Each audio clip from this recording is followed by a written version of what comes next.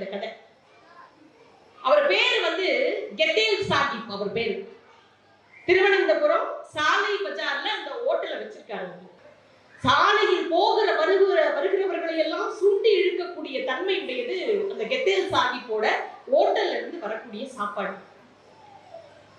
ஏன் இவ்வளவு மணக்குது, இவ்வளவு ருசிக்குதுன்னு எல்லாரும் பேசிக்கிட்டாங்க. அங்க வாழக்கூடிய வாசுதேவ நாயர் சொல்லுவாரா, ஒருத்தர் சரக்கு வாங்கி இன்னொருத்தர் வந்து சமைச்சா அந்த சாப்பாட்டுல மனம் இருக்காது, ருசி இருக்காது.